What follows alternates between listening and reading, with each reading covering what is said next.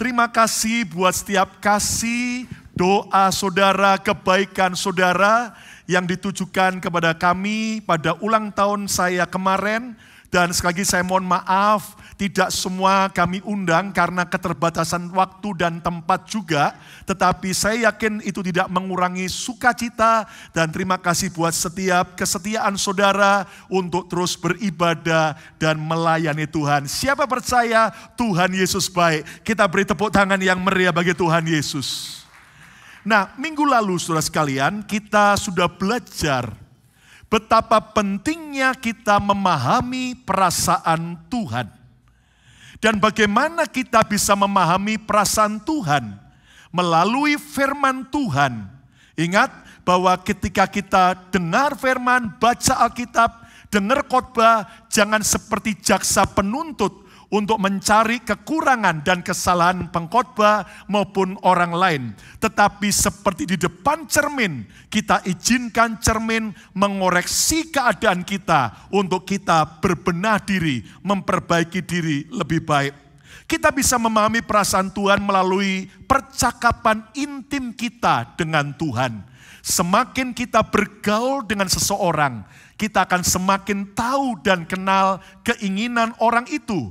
Demikian juga saat kita semakin bergaul dengan Tuhan, maka kita akan semakin mengenal isi hati Tuhan. Kita juga bisa mengenal perasaan Tuhan melalui kepekaan hati kita. Tuhan tidak hanya berbicara melalui hal-hal yang spektakuler, tetapi Tuhan seringkali berbicara melalui sebuah dorongan yang lembut, sebuah bisikan yang lembut untuk kita melakukan apa yang Tuhan suka. Dan saudara sekalian, jangan cuma sibuk hanya mau dimengerti oleh orang lain, hanya mau dimengerti oleh Tuhan. Tapi mari kita belajar mau memahami perasaan Tuhan. Siapa yang mau mengenal Tuhan lebih dalam lagi? Kita beri tepuk tangan yang meriah bagi Tuhan Yesus.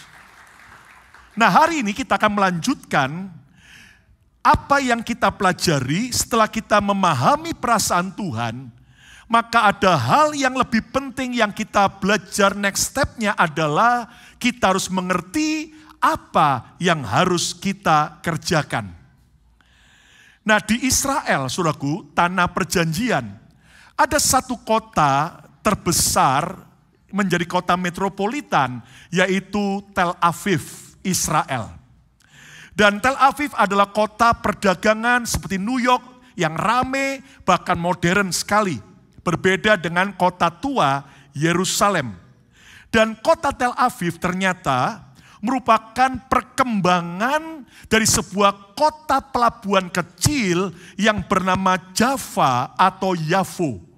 Dan ketika saudara beberapa rombongan Israel yang lain ke sana kemarin maupun Anda 2 tahun lagi, saudaraku, maka di kota ini, di kota pelabuhan Yafo, saudara, ada juga sebuah yaitu patung besar dari batu yang menggambarkan sebuah ikan besar. Dan mereka percaya ya ini menggambarkan bahwa ikan Yunus, di mana seorang nabi Israel bernama Yunus ketika diperintahkan Tuhan untuk pergi ke Niniwe, berkhotbah di sana, tetapi dia berontak melawan Tuhan. Dia tidak ke Niniwe, tapi ke Tarsis. Nah, Yunus beli tiket kapal dari pelabuhan Yafo, ya, yang akhirnya, saudaraku, kelak menjadi kota Tel Aviv sekarang ini. Dan Anda tahu akhirnya Yunus dibuang ke laut karena angin bergelora, Tuhan murka. Dan singkatnya Yunus ditelan oleh ikan yang besar. Dan di dalam perut ikan Yunus bertobat. Dan akhirnya dia dimuntahkan kembali oleh ikan itu ke Niniwe. Dan dia berkhotbah di kota Niniwe. Dan Anda tahu dengan sebuah khotbah yang sangat menakutkan. 40 hari lagi Niniwe akan dihancurkan Tuhan karena dosa dan kejahatan Niniwe. Dan Anda tahu saudaraku apa yang terjadi? Yunus akhirnya, yaitu setelah dia khotbah, dia keluar dari kota Niniwe dan dari jauh dia memandang apa yang akan terjadi atas kota Niniwe. Dan saudara sekalian, Niniwe itu di mana sekarang? Jelas kota Niniwe sudah tidak ada secara fisik karena sudah punah.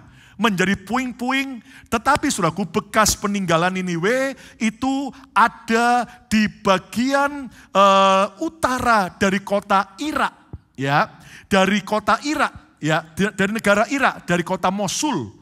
Dan Anda tahu kota Niniwe itu saudaraku ternyata adalah ibu kota kerajaan Assyria atau kerajaan Asyur yang sangat besar, dan ini adalah saudaraku sebuah kota besar, yaitu ibu kota daripada kerajaan Assyria atau Asyur purba. Dan Anda mengerti bahwa di Alkitab Perjanjian Lama ada kerajaan Asyur yang merupakan musuh daripada bangsa Israel, di mana Asyur atau Assyria, saudaraku, itu bangsa yang kejam, mereka menjajah negara-negara lain, kerajaan lain, bahkan ternyata mereka pernah beberapa kali mengalahkan Israel, menjajah dan melakukan hal-hal yang bengis, bukan hanya membunuh, membantai pria dewasa dari Israel, tetapi juga anak-anak kecil, bahkan juga ibu hamil pun juga dibelah perutnya oleh orang-orang Asyur, yang ibu kotanya adalah Niniwe.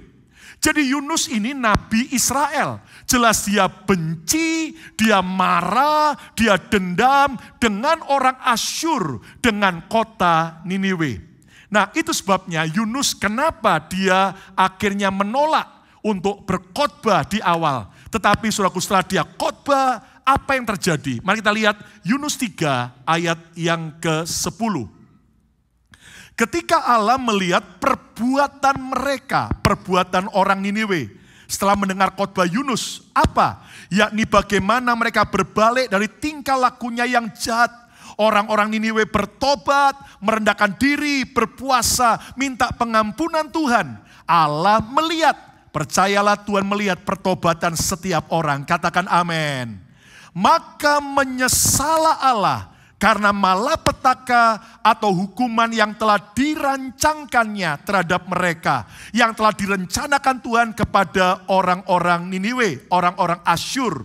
Dan ia pun Tuhan tidak jadi melakukannya. Tuhan mengampuni dan tidak jadi menghukum kota Niniwe. Nah, pengampunan Tuhan nyata saat orang Niniwe bertobat. Tetapi apa yang terjadi? Ayat berikutnya, Yunus 4 ayat pertama mulai. Tetapi hal itu sangat mengesalkan hati Yunus. Lalu marahlah ia. Aneh sekali. Hamba Tuhan Yunus ini malah marah saat Tuhan mengampuni orang yang bertobat. Lalu ayat yang kedua, dan berdoalah ia, Yunus, kepada Tuhan, katanya, Tuhan, bukankah telah kukatakan itu ketika aku masih di negeriku? Rupanya Yunus pernah ngomong dengan Tuhan sebelumnya. Itulah sebabnya maka aku dahulu melarikan diri ke Tarsis. Sebab aku tahu, Yunus ini tahu hati Tuhan. Yunus tahu perasaan Tuhan. Sebab aku tahu bahwa Engkaulah Allah yang pengasih dan penyayang, yang panjang sabar, yang berlimpah kasih setia, serta yang menyesal karena malapetaka yang hendak didatangkannya. Yunus tahu betapa Tuhan pengampun, betapa Tuhan itu akhirnya menyesal akan murka yang akan dia kerjakan. Ayat 3, perhatikan. Jadi sekarang ya Tuhan, cabutlah kiranya nyawaku, karena lebih baik aku mati daripada hidup. Yunus emosi, marah, kecewa sama Tuhan, dan dia minta mati. Ayat 4, tetapi firman Tuhan, layakkah engkau marah? Lompat ayat 10 dari Yunus pasal 4. Lalu Allah berfirman, engkau sayang kepada pohon jara itu, yang untuknya sedikit pun engkau Yunus tidak berjerih payah, dan yang tidak engkau tumbuhkan, yang tumbuh dalam satu malam dan binasa dalam satu malam pula. Ayat 11, lihat jeritan hati Tuhan, curhat Tuhan kepada Nabi Yunus dan kita semua. Ayo baca sama-sama ayat 11. Semua baca keras. 2, 3. Bagaimana tidak, aku akan sayang kepada Niniwe, kota yang besar itu, yang berpenduduk lebih dari 120.000 orang, yang semuanya tak tahu membedakan tangan kanan dari tangan kiri dengan ternaknya yang banyak. Yunus, bagaimana tidak aku sayang kepada Niniwe?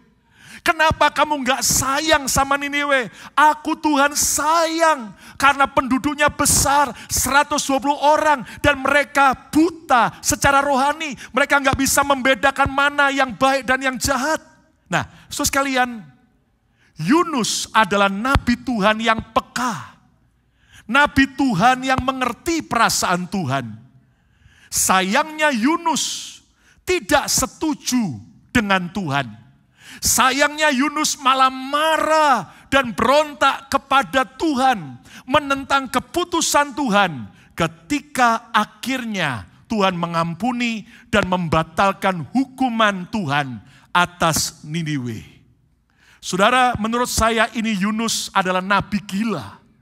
Coba Anda bisa bayangkan, kalau hari ini ada hamba Tuhan gembala, ketika melihat ada orang bertobat, lalu Tuhan pulihkan, angkat, berkati, Tuhan pakai, lalu kemudian hamba Tuhan itu malah marah. Jelas ini hamba Tuhan sedang error. Saudara, hari-hari ini ada banyak anak Tuhan juga, saat dia benci sama seseorang, dia harap orang yang dia benci habis, hancur, bahkan menderita, kalau bila perlu kena pansui sampai mati. Tetapi berapa banyak orang Kristen marah, loh Tuhan, itu orang yang pernah merugikan aku, orang yang pernah jahat sama aku, orang yang melukai aku. Lah kok sekarang malah diberkati Tuhan, kok malah diangkat Tuhan? Saudara sekalian, ingat baik-baik, bagaimana Tuhan itu melihat pertobatan Niniwe. Hari ini, seburuk apapun keadaan kita, sebobrok apapun masa lalu kita, asal hari ini kita bertobat, hidup dalam pertobatan, Tuhan sanggup pulihkan saya dan pulihkan saudara. Kurang meriah dong, lebih lagi. Nah, kira-kira apa penyebab Yunus tidak setuju dengan keputusan Tuhan? Yunus itu penuh dengan kepahitannya. Hidupnya pahit, benci. Oh, nenek moyangnya pernah dianiaya, pernah dibunuh. Orang Asyur, orang Niniwe kejam. Bahkan karena kekerasan hati Yunus. Yunus tahu firman, Yunus tahu Tuhan, tapi hatinya keras. Lalu juga karena pemberontakannya. Dia tidak mau taat dengan Tuhan, maunya sendiri. Dan karena sifat egoisnya. Saudara sekalian, sampai kitab Yunus ditulis, diakhiri dengan kemarahan Yunus. Dan kalau Anda baca di Alkitab, kitab Yunus diakhiri dengan satu tanda tanya besar. Question mark, ini bicara apakah saudara mau contoh kebodohan Yunus, ataukah kita mau belajar sepakat setuju dengan Tuhan. Nah, saudara sekalian, saya mau tanya, siapa saudara di sini yang mau menyenangkan hati Tuhan? Angkat tangan. Oh, belum semuanya. Yang mau senangkan hati Tuhan, angkat tangan tinggi-tinggi. Kata bersama saya mau menyenangkan Tuhan. 2, 3. Yang online coba ketik, ucapkan 2, 3. Saya mau senangkan hati Tuhan. Tepuk tangan yang meriah bagi Tuhan Yesus. Nah saudara, bagaimana kita bisa senangkan Tuhan? Salah satu caranya adalah belajarlah setuju dengan apapun keputusan Tuhan. Nah, tema khotbah saya hari ini adalah agree with God. Setuju dengan Tuhan. Apapun yang Tuhan kerjakan, apapun yang Tuhan izinkan terjadi, walaupun di luar dugaan dan doamu, belajarlah setuju dengan Tuhan. Ayo yang online coba ketik dan semua katakan belajar setuju dengan Tuhan. 2, 3. Saudara, kira-kira apa sih kesukaan Tuhan? Kalau saya boleh simpulkan, Tuhan suka dengan pertobatan. Ingat baik-baik, Niniwe sejahat itu, asal mereka bertobat Tuhan ampuni dan Tuhan selamatkan. Dan ada banyak orang Kristen hari-hari ini kurang seimbang. Oh, yang penting anugerah, yang penting kasih karunia. Ingat baik-baik, baca. Niniwe kalau enggak bertobat, Niniwe kalau mereka tidak mau berubah, mereka tetap akan dihancurkan. Tapi karena pertobatan, maka Tuhan mengampuni karena Tuhan suka dengan pertobatan. Hari ini jangan keraskan hati saudara.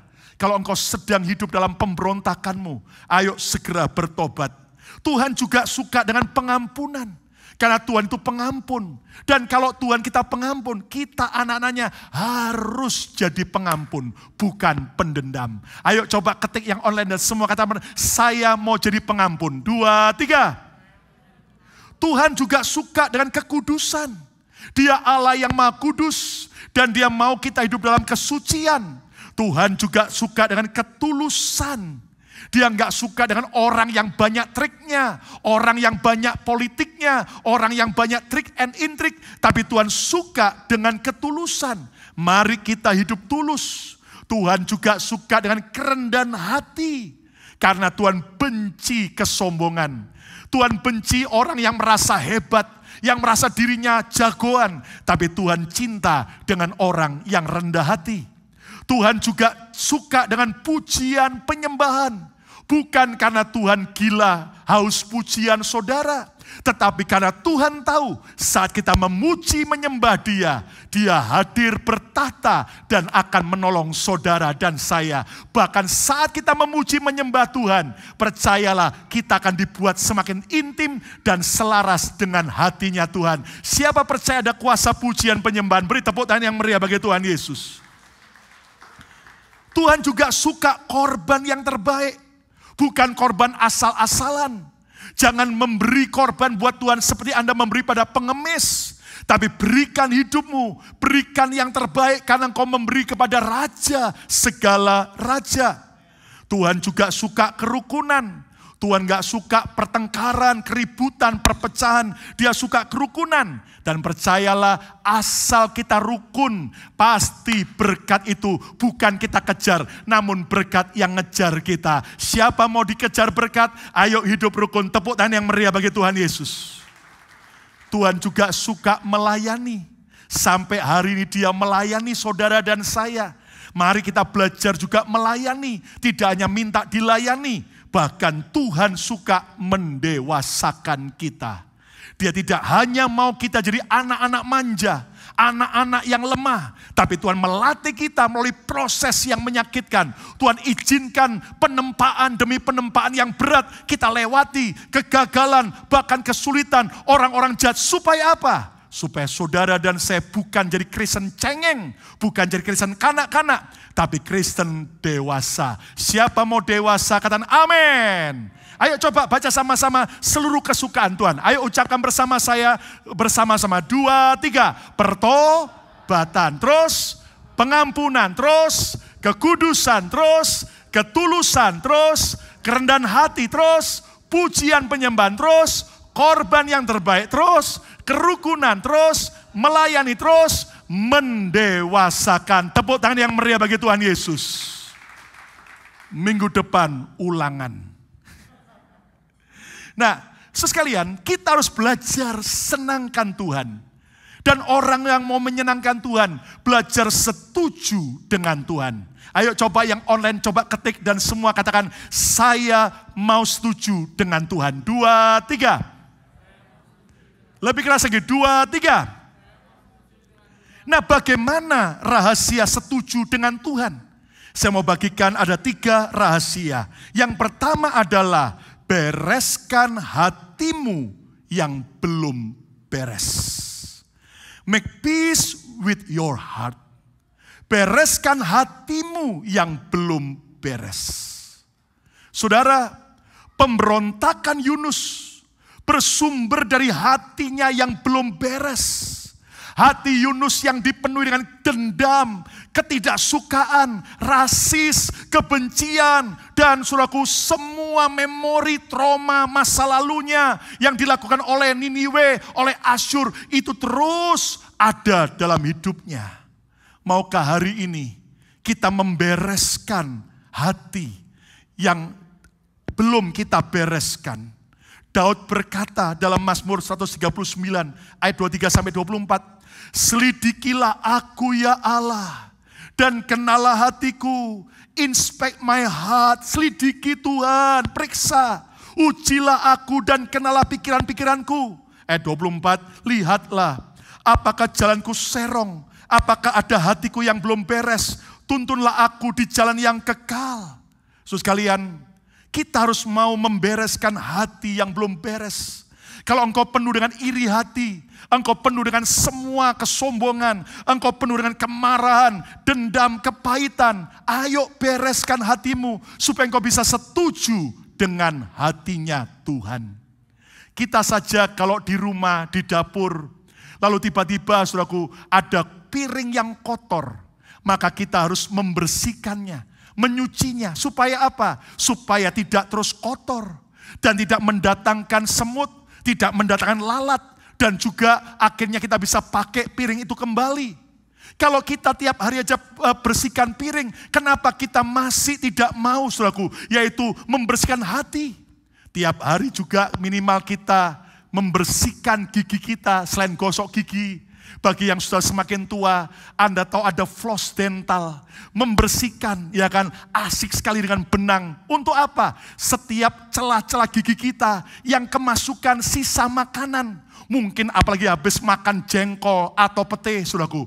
Atau habis makan daging nyangkut semuanya. Dan Anda tahu, saudaraku, apalagi habis makan coklat, saudaraku. Kalau itu dibiarkan bahaya. Kenapa? Karena nampaknya tidak bagus. Ketawa, wanita ketawa, wih, tapi di celah-celah giginya ada yang nyangkut, saudaraku. Itu mengerikan sekali. Bahkan kurang nyaman, ganjel. Nah, berapa banyak orang Kristen hari ini, hidupnya ganjel terus. Tentang kesalahan orang sudah 10 tahun yang lalu, tapi ganjel terus sampai sekarang. Nggak pernah beres-beres. Kenapa? Karena kita nggak mau membereskan.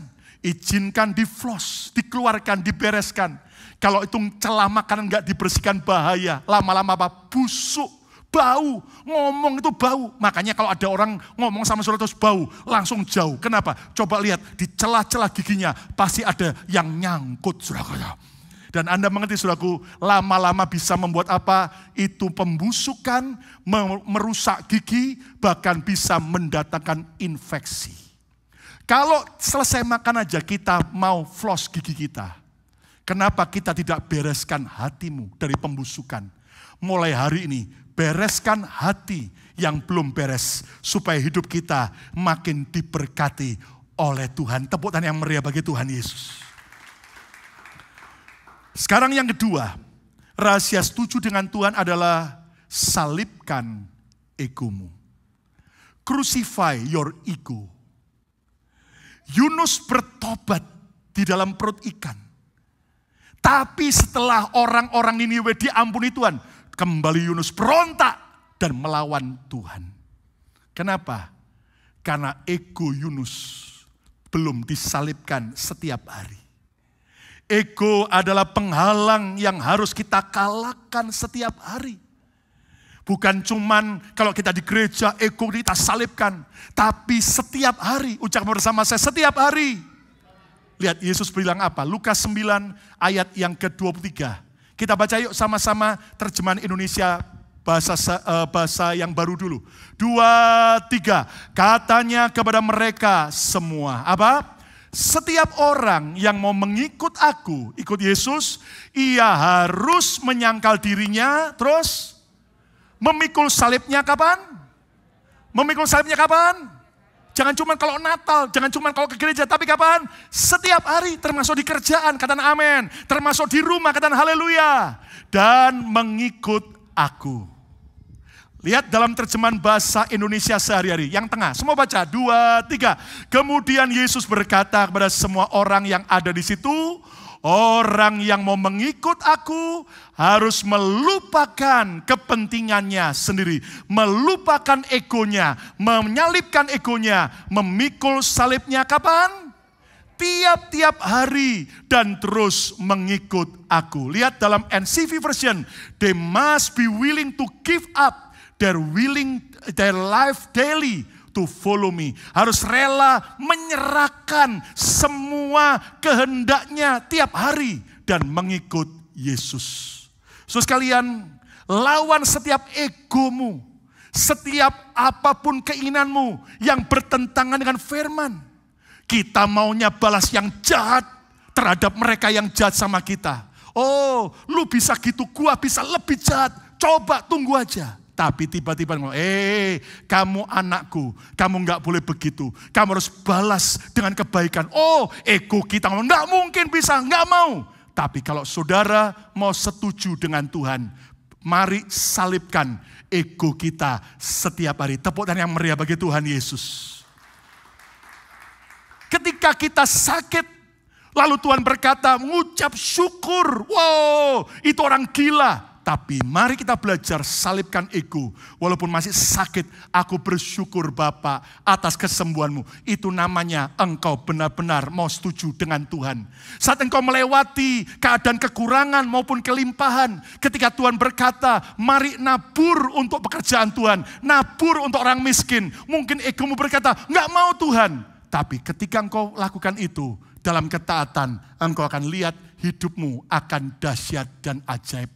Bersama saya ada ibu saya tercinta, Pastor Inggawati Kusuma. Dan kita akan mendengarkan kesaksian yang kita percayakan jadi berkat. Silakan, Ma. Shalom. Puji Tuhan. Apa yang ditabur orang akan dituainya. Kalau kita menabur dalam daging akan menuai daging. Kalau kita menabur dalam roh akan menuai dalam roh. Selama kita ada kesempatan berbuat baik, lakukanlah itu. Berbuat baik kepada semua orang, terutama kepada teman-teman kita seiman. Saudara, saya mau saksi setelah kami bertobat, Pak Eno bersama saya waktu itu sepakat, karena Pak Eno itu dulu suka pinjamkan uang dan minta jaminan BPKB, sertifikat, ya. Maka kami sepakat pada waktu pertobatan Pak Eno. Kami mau kembalikan semua surat-surat mereka. Dan betul saudara, kami lakukan. Kami sepakat, kami lakukan, kami kembalikan meskipun mereka belum bayar. Tapi kami mau kembalikan surat BPKB, surat sertifikat. Saat itu hati kami membereskan. Memang secara manusia kami rugi.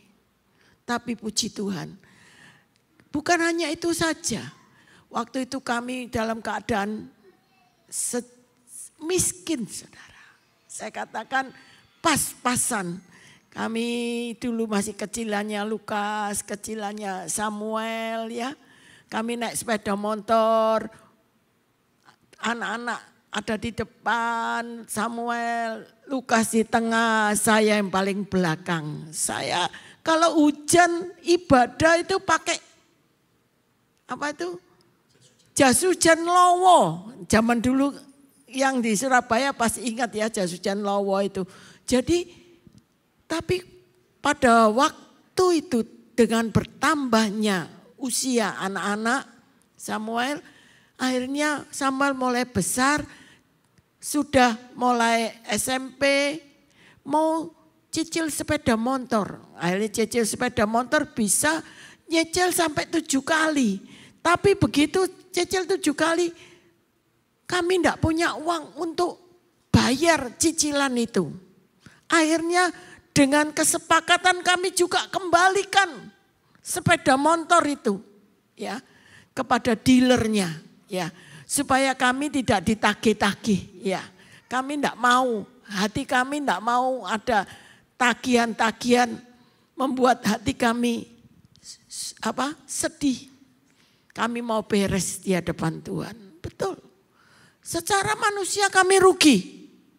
Tapi kami lakukan apa yang terjadi. Saudara, dengan lewatnya waktu. Selang berapa waktu Tuhan itu membalas dengan apa? Ada seorang ibu yang tergerak memberikan sepeda motor meskipun tidak baru. Tapi dia berikan masih baik, diberikan kepada kami sehingga kami pada waktu itu punya sepeda motor 2. Ya inilah satu hal yang kami lakukan supaya kami beres di hadapan Tuhan. Kami mau hilangkan ego kami mau lakukan kebenaran Tuhan. Apa yang terjadi juga, kami juga ngalami. Waktu itu Samuel mulai pelayanan di daerah Jagalan, Lukas mulai pelayanan di daerah Beratang, saudara. Dari Petemon, kota Surabaya. Dari Petemon sampai Beratang itu jauh sekali. Dan Lukas minta apa? Sepeda. Nah, kami juga enggak punya uang waktu itu. Saya berdoa kepada Tuhan. Saya waktu itu masih terima jahitan ya. Bekerja terima jahitan. Dapat ongkos jahit. Waktu itu ada seragam. Dan uang itu saya langsung belikan sepeda engkol sama Lukas. Sepeda pancal. Zaman dulu tuh ada sepeda bannya besar, rodanya besar, bannya kecil ya. Sepeda laki itu ya, sepeda balap laki itu. Lalu Lukas pelayanan ke daerah Beratang itu dengan setia. Memang Samuel melayani pemuda dari mulai SMP mereka suka melayani. Jadi kalau tugas itu jadi mereka biasa berangkat-berangkat sendiri gitu. Apa yang terjadi? Lukas setia naik sepeda dari Petemon ke Beratang itu 1 jam kurang lebih perjalanan. 1 jam kurang lebih perjalanannya. Saudara, satu kali pernah hujan dan dia tidak tahu ada lubang.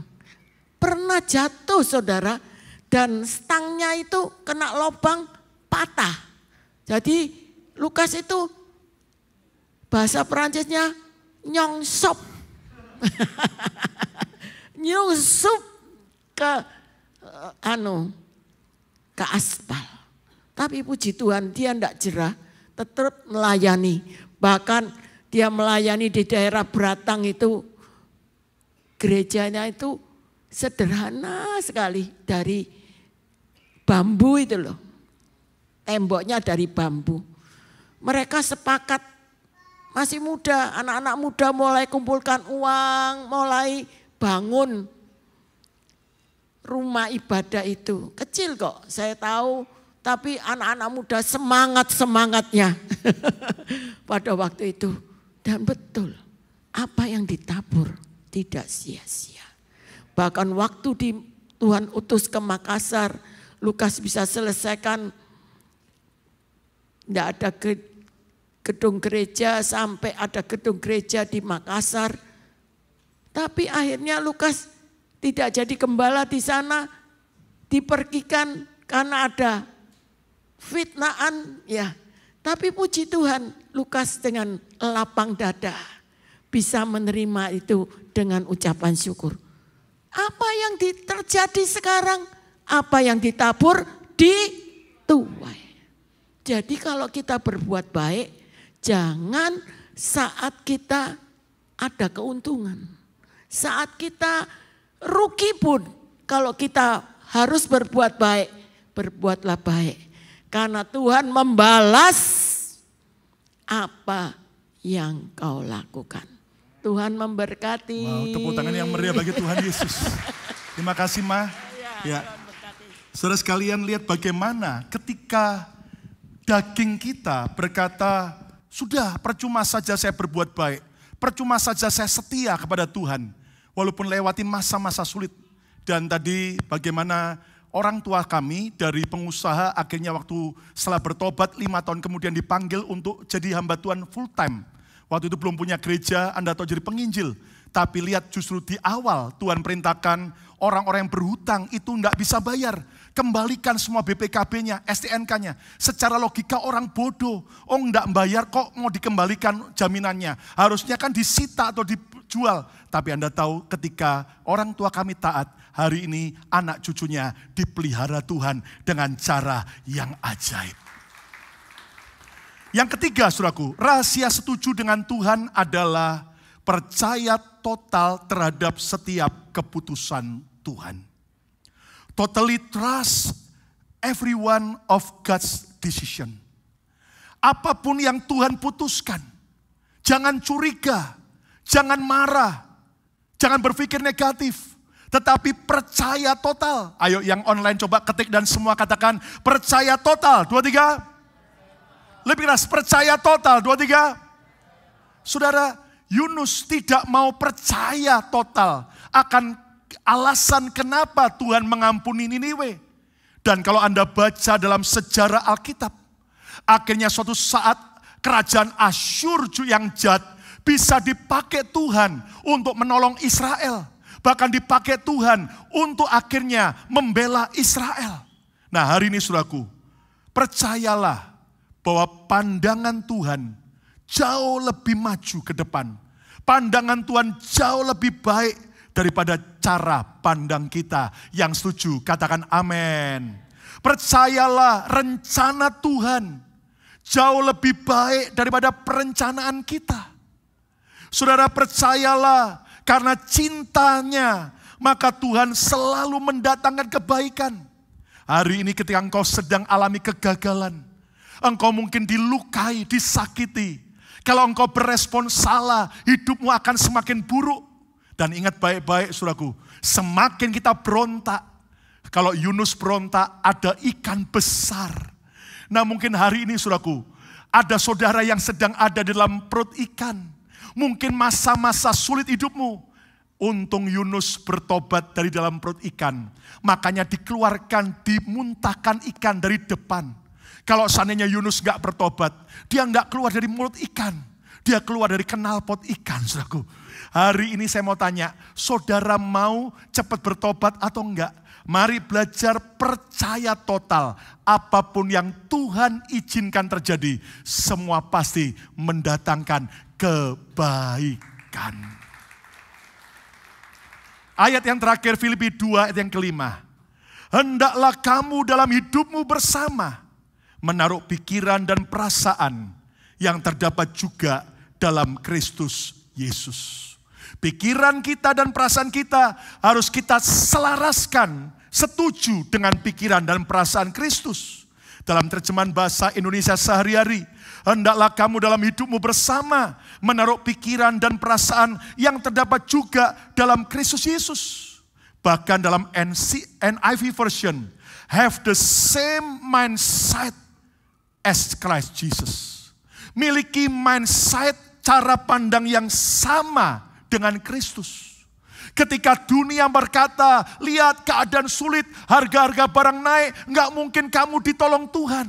Tapi cari pandangan Tuhan, mindsetnya Tuhan. Oh, justru masa sulit dipakai Tuhan untuk menyatakan mujizat demi mujizatnya. Yang percaya beri tepuk dan yang meriah bagi Tuhan Yesus. Saudara, ada banyak kesaksian kalau kita terus percaya total akan apapun yang Tuhan izinkan terjadi, semua pasti mendatangkan kebaikan. Saudara, ada yang cerita sama saya bersyukur Pastor Lukas, Tuhan izinkan saya bangkrut. Loh, kok bangkrut malah bersyukur? Iya, waktu itu waktu belum bangkrut, sombongnya bukan main. Nggak pernah mau ke gereja, merasa diri hebat, tapi Tuhan habiskan semua. Terus akhirnya kami bertobat cinta Tuhan. Kami belajar percaya total. Akhirnya hari ini diangkat Tuhan lebih dahsyat lagi. Beri tepuk tangan yang meriah bagi Tuhan Yesus. Kesimpulannya, jangan pernah marah. Jangan pernah berontak terhadap setiap keputusan Tuhan. Belajarlah setuju. Belajarlah sepakat dengan setiap keputusan Tuhan. Saudara, apa penyebab Yunus tidak setuju dengan keputusan Tuhan? Karena kepahitannya, karena kekerasan hatinya, karena pemberontakannya, dan sifat egoisnya. Hari ini kalau masih ada dalam hidup kita, ayo kita berurusan pribadi dengan Tuhan. Apa kesukaan Tuhan? Tuhan suka dengan pertobatan, pengampunan. Tuhan suka dengan kekudusan, ketulusan, kerendahan hati, pujian penyembahan, korban yang terbaik, kerukunan, melayani dan mendewasakan. Dan bagaimana rahasia setuju dengan Tuhan? Yang pertama, bereskan hatimu yang belum beres. Selama ini Yunus belum mau membereskan hatinya, tapi hari ini bertobat sungguh-sungguh. Bereskan hatimu. Dan yang kedua, salibkan egomu. Ketika ego kita mau membalas yang jahat, ikuti perintah Tuhan. Ketika kita harus balas dengan baik. Ketika kita mau melakukan yang jahat, lalu Tuhan berkata, nak, kamu anakku yang kucintai. Lakukan yang baik. Belajarlah, salibkan egomu. Bukan hanya waktu di gereja, tapi setiap hari. Saat engkau di kerjaan, saat teman kerjamu membuat jengkel, belajar ampuni mereka. Saat orang lain membuat Anda rugi, belajar berkati mereka. Dan itu akan membuat kita setuju dengan Tuhan. Dan yang ketiga, percaya total terhadap setiap keputusan Tuhan. Apapun yang Tuhan izinkan terjadi, semua ujung-ujungnya pasti baik. Ayo coba yang online dan semua kita katakan, semua pasti mendatangkan kebaikan. 2, 3, semua pasti. Siapa yang percaya? Kita beri tepuk tangan yang meriah bagi Tuhan Yesus.